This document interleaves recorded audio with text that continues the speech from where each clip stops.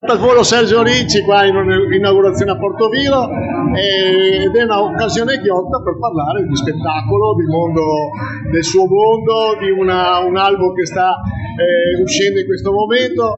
Diciamo, ho deciso proprio qualche tempo fa, grazie a un amico che mi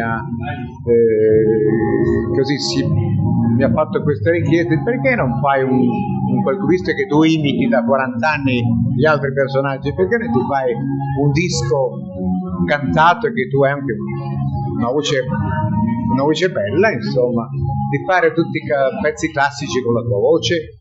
E allora insomma, una volta, due, tre di queste cose, dai che lo facciamo, e ho deciso di realizzare un CD con 12 brani, tutti i pezzi classici, i successi degli anni 70, 80, 90, insomma. Fammelo vedere, Sergio,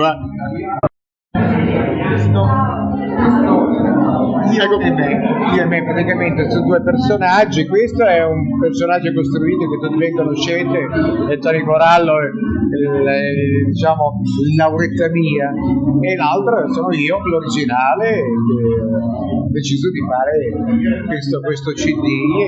Sergio, ricordo che Sergio, che abita a Portotolle, un amico, è originario da Goro, eccetera, eccetera, secondo me è uno dei più bravi imitatori che c'è in giro. No, ma lo sai che lo dico perché ti voglio bene e ci credo. Diciamo che modestamente sono 40 anni che faccio questo lavoro. Come tu sai, mi conosci bene, insomma, ho sollevato le mie soddisfazioni, mi ha dato tante soddisfazioni questo lavoro, anzi arrivando dalla provincia, diciamo, ho visto un bel po' di mondo, e lo dico con orgoglio e con soddisfazione, sperando che tanti giovani possano seguire questi obiettivi, di non arenarsi nei paesi piccoli di provincia, ma trovare il coraggio di dire voglio superare questo stallo e andare a conoscere il mondo.